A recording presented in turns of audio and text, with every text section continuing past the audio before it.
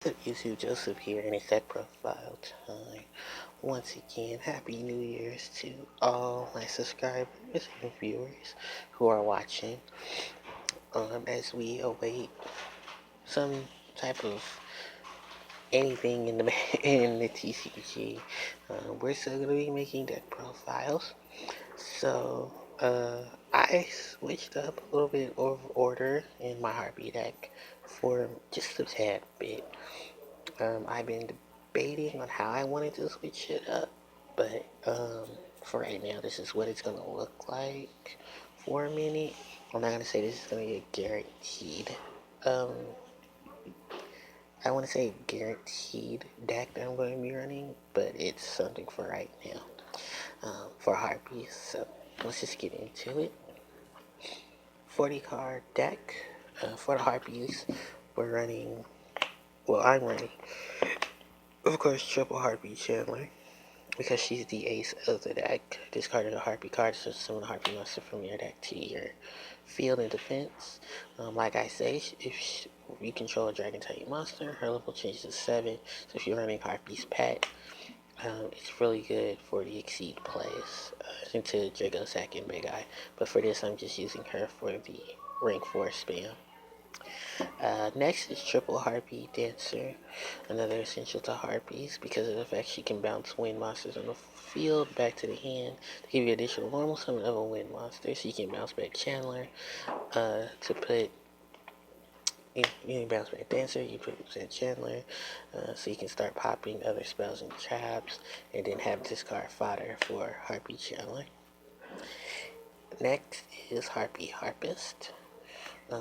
Primarily one of the monsters you would like to get from the deck, or discard from your hand, because when she's sent to the graveyard during the infinite, which turn she's sent, you can have one level 4 winged beast monster with 15 or less attack from your deck to your hand. So primarily you can go get Harpie Dancer or Harpie Chandler, or Harpie 1 if you run her, or Harpie Lady if you run her. For my next set, I'm running 1 Cyber Harpie Lady and 2 Harpie 1s. Harpie 1 is just here to give the attack boost, and Cyber Harpie is just that additional beater. And of course, these are your primary targets for Elegant Egotists because they are always treated as Harpie Lady, whether it's field, deck, or graveyard, or hand. The last Harpie Lady is Harpie Queen R19 beater, and if you discard her, you can add 1 Harpie's Honeygram from your deck to your hand. Following that, my non-Harpie monsters, I'm running 1 Zephyros, the Elite. This is primarily just a board setupper or a reset so I can get cards like Hysteric Sign back to hand and I can use them again. And then, of course, for draw power, 2 Maxi. Okay, that is the monster lineup. For the spells, I am rocking, of course, triple Hysteric Sign. With this card, you can practically replenish your hand when it's sent from hand or field to the graveyard. During the end phase, which it was, you can add up to 3 Harpie cards with a different name from your deck to your hand. Once we have Harpie's Featherstorm, that'll be another additional card we'll be adding to our hand, in conjunction to what we already had, i.e. being Chandler Queen Dancer, or Chandler Queen Harpist, or Harpist Dancer Queen Honeyground, or whatever combination you're used to adding. In addition, when it's activated, you can add elegant uses from your deck to your hand so you can do some more push plays. 2 Honeyground, which is ironically has been working well for me because I haven't wanted to go back to 3. I do size the 3rd in case I do want additional cards to pop or additional cards to search or discard with Harpie Chandler. Other than that, it gives the additional 200 attack and defensive boost to all Winged Beast on board. I'm adding in 2 Ferbian Lances as defensive cards so I can get Protect Phantasmal Dragon or Protect any of my monsters, and on top of that I can use it as an offensive card to take out an opponent's monster whose attack I can't normally get over by myself. 2 Instant Fusion, because I have fusion targets in the forms of Mevelus and Norden. And then for my one-ofs, 1 Ellie Egotist, 1 Divine Wind, 1 Foolish Burial, and 1 Book of Moon. Alright, that is the spells. Onto the traps. Double Hysteric Party, pretty much Harpie's OTK card. Discard 1 card from your hands, or summon as many Harpie ladies from the graveyard to the field as possible. Harpie Queen, Harpie Chandler, Harpie Dancer, Harpie Harpist are all treated as Harpie ladies on the field or in the graveyard, so that applies to them as well. Cyber Harpie, Harpie 1, Harpie 2, Harpie 3, and Harpie Lady, the normal monster, also apply to this as well. So you just pretty much stack your board, and then you can just start beating into your opponent for damage. 2 Breakthrough Skill, just another easy target to pop in case you have to start popping your own back row with Harpie's Hunting Ground. Skill Prisoner, another card that I talk about, similar to this, in which you can pop that and use its effects in the graveyard, so it's never a minus. 2 Anti-Spell. When it comes to Harpies, Anti-Spell is a really good card offensively and defensively. You force your opponent to set their spells. Harpies can use Hunting Ground to pop spells and traps. In conjunction with that, they will have to wait a turn to activate their spells. So if they start setting their most powerful spells with effects like Harpie Dancers and Harpie Channelers, you can start putting more Harpies on the board to take out spells and traps. Although you are subjecting yourself to the amount of spells you can play a turn. But if you play it strategically, you can play around anti-spell. For my one-offs, I'm running 1 Vanities, 1 Warning, and 1 Bottomless. Okay, so that is the main deck lineup.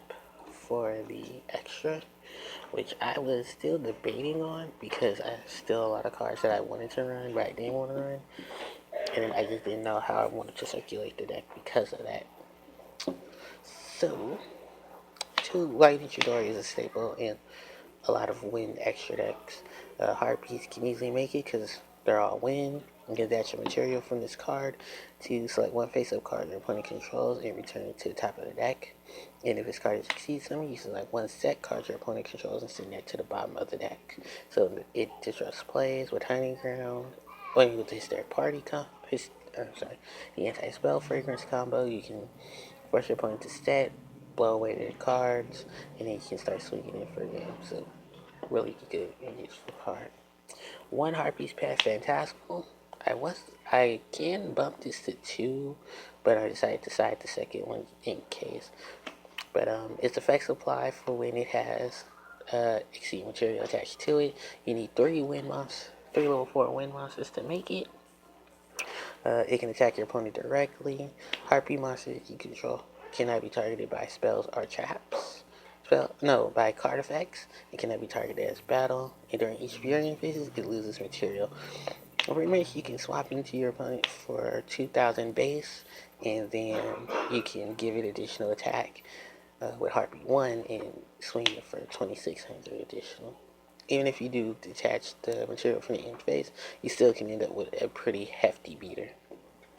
Following that is 1 Castell, which is just a generic 4 in a lot of ring 4 decks. 1 Digustone Emerald, 1 Ice Beast Zero Fane. Well, Zero Fine, I'm sorry. Zero Fine, Zero Fane, however you pronounce it. She negates all your opponent's face-up cards on the board. She gains 300 attack and 300 attack for each face-up card on the board when she activated her effect. And this effect lasts until your next standby phase. So pretty much you can get a hefty beater out of her, and then start chipping away at your opponent's mediocre monsters, or just monsters of threat. If I had the second one, I'd bump her up to 2 just because she's a really good card, offensively and defensively. Oh, and she's accessible in Harpies because they're Wicked Beasts and her materials need 2 Wicked Beasts. Also really good with Zephyros. 1 Dweller to deal with Graveyard. Cowboy for the 800. Dark Rebellion XYZ Exceed Dragon. Pretty much just similar. I would, in the same case, I would call this a non-banishing BLS because well, not a Banshee BLS Brimage. I take that back. Um, Dark Rebellion gains attack equal to the attack of the monster that you cut its attack in half. So um, it's just a beater. It makes itself a beater. That's pretty much why I was trying to stick with the comparison to BLS. It's just a big beater for an easy summon. One Core Gorgon, when it comes to Harpies, Core Gorgon is amazing, redirecting cards that target so that you're protecting your monsters or your cards, and you're getting rid of your opponent's stuff, or if there's stuff you want to get up like your sign, Core Gorgon is the guy to go to because you can get rid of your sign after you've used it, or if you set in and trying to MST other stuff, you can use Core Gorgon to help you with that. One Heartland Draco, similar to Phantasmal. While there's a spell on the board, your opponent can attack it. It's like there's an attack target. So it creates that lock. Then if you detach material, this is the only card that can attack, but it attacks directly. So that's some good damage right there off the bat. One Ragnar Zero, one Silent Anarch. And then to finish off my extra deck, my instant fusion targets, Nodin and Mevalis. Mevalis is just really good with Harpies because it's a winged beast and it's a wind attribute. And Nodin, of course, is just good in any rank 4 deck spam. Okay, guys, so that is the end of the deck profile. Like, comment, subscribe. If you have any questions, leave them below as well. That's it for right now. I'll try to come up with some new stuff as soon as I can. Because I think, like most people, I'm just waiting to see what the ban list for the TCG looks like. Because we already see what the OCG's ban list looks like. I just want to at least put something up, say Happy New Year's to you all, and, just get something out there. So, like I say, guys, till next time, so the Extreme, sign out. And I'll see you then.